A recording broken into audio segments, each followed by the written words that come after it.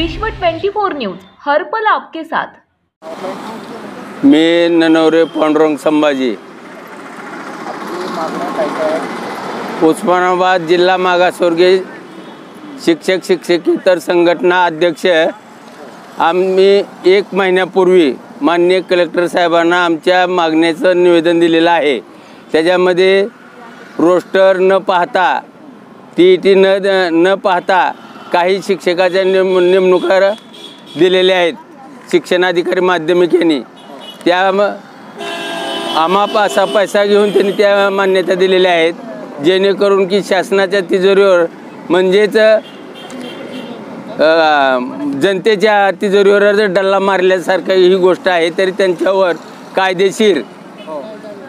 कायदेशीर गुन्हा दाखल करण्यात यावा ही एक संघटनेची मागणी।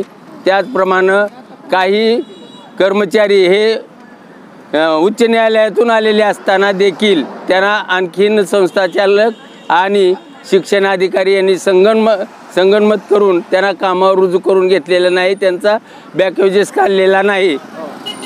तिसरी मागणी अशी आहे की अनुकंपाखाली जी भरती आहे त्या भरती न करता इतर आम्हा पैसा घेऊन बाहेरील कर्मचारी भरले जातात, परंतु ह्या लोकांना भरती केलं जात नाही की जे अन्यायग्रस्त असे कर्मचारी या ठिकाणी बसलेले आहेत। त्यांच्या समस्या सोडवल्याशिवाय ही संघटना या उपोषणापासून परावृत्त होणार नाही। मला सांगा, आज 9वा दिवस आहे, आपल्याकडे कोण अधिकारी आले? आज 9वा दिवस आहे, तर फक्त कलेक्टर साहेबांनी एक पत्र दिलं। त्याच्यानंतर काल आणि आज माध्यमिक शिक्षणाधिकारी आलेले होते, त्यांनी देखील गोल गोल उत्तरं देऊन की तुमचे प्रश्न मिटून जातील असं सांगून उपोषणापासून परावृत्त व्हा म्हणले, परंतु आम्ही त्यांचं काय ऐकलेलं नाही। ज्यावेळी आमच्या पूर्ण मागण्या आमच्या हातात पडत नाहीत त्याशिवाय हे उपोषण मागे घेतलं जाणार नाही।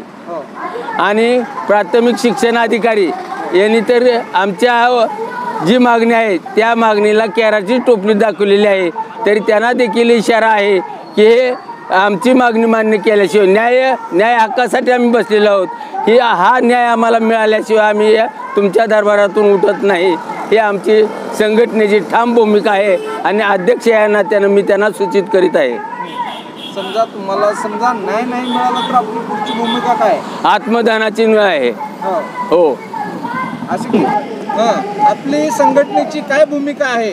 आज 9वा दिवस उपोषणाला आहे, आपल्या संघटनेची भूमिका काय आहे? ज्या प्रश्नासाठी संघटनेनं उपोषण 20/2/2022 पासून प्रारंभ केलेला आहे त्या सर्व मागण्या मान्य झाल्या पाहिजेत। त्याच्यातली एकही मागणी चुकीची नाही, सगळ्या मागण्या रास्त आहेत, नियमानुसार केलेल्या मागण्या आहेत। परंतु शिक्षण अधिकारी माध्यमिक केवळ वेळ काढूपणाचा धोरण अवलंब केलेला आहे।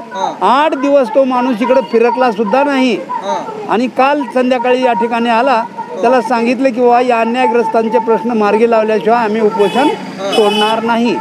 त्यानंतर तो वापस गेला आणि त्याने पुन्हा नंतर आज सुद्धा या ठिकाणी भेट दिली दुपारी त्याने, पण एकही प्रश्न निकाली काढलेला नाही।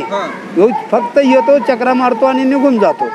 पुन्हा नंतर आज मुख्य कार्यकारी अधिकारी जिल्हा परिषद उस्मानाबाद यांनी उद्या सकाळी 9 वाजता संघटनेची बैठक आयोजित केलेली आहे। त्याच्याबरोबर दोन्ही शिक्षण अधिकारी सुद्धा असतील तिथं आणि त्यांच्या समक्ष सर्व प्रश्नांची उकल व्हावी यासाठी त्यांनी हे बैठक आयोजित केली आहे। उद्या त्या बैठकीमध्ये जर सर्व प्रश्न निघाले तरच हे उपोषण संपेल, अन्यथा उपोषण मागे। सर, आपलं नाव काय? संतोष कल्याण करंजकर। मी वडिलाच्या कामासाठी उपोषणाला बसलेलो आहे आणि वडिलाचं वय 74 असल्यामुळं जिल्हा परिषद शिक्षणाधिकारी प्राथमिक कार्यालयामध्ये दप्तर दिरंगाईचा प्रकार चालू आहे आणि वरिष्ठाच्या पत्राला सुद्धा दाद दिली जात नाही। केराची टोपली दाखवायचं काम करत आहेत आणि फाईल पुटअप झाल्यानंतर दप्तर दिरंगाईमधून आपण अर्ज दिला की फाईल पुटअप झाल्यानंतर त्याचे त्रुटी निघाल्याशिवाय राहत नाही आणि पुन्हा त्रुटीची पूर्तता केली की पुन्हा दप्तर दिरंगाई वारंवार केली जात आहे। त्यामुळं फाईलला गती आलेली नाही आणि निर्णयापासून आमचे वडील वंचित राहिलेले आहेत। सेवानिवृत्त होऊन त्यांना 2007 मध्ये सेवानिवृत्त झालेत 1983ची नियुक्ती आहे. मुख्याध्यापक वेतन श्रेणीसाठी प्रस्ताव संस्थेने वेळेच्या आत सादर केला होता, पण शिक्षणाधिकारी प्राथमिक यांनी काल गोल गोल आदेश काढून फक्त तोंडाला पानं पुसण्याचं काम केलेलं आहे. मग काल आल्यानंतर मी त्यांना वैयक्तिक स्वतः बोललो आणि फाईल वाचून अभ्यास करून, मॅडम मला निर्णय द्या, 1 दिवस लागू द्या, पण तुम्ही असं आम्हाला तोंड पुसण्याचं काम करू नका किंवा लाभापासून वंचित ठेवू नका. शासनाचा लाभ हा कर्मचाऱ्याला मुख्याध्यापक घेतल्यापासून सेवानिवृत्ती होईपर्यंत त्यांना वेतन श्रेणी शासनाने लागू केलेली आहे. मग अधिकारी हे काम का करत नाहीत असा आम्हाला सर्वसामान्य जनतेला प्रश्न पडलेला आहे.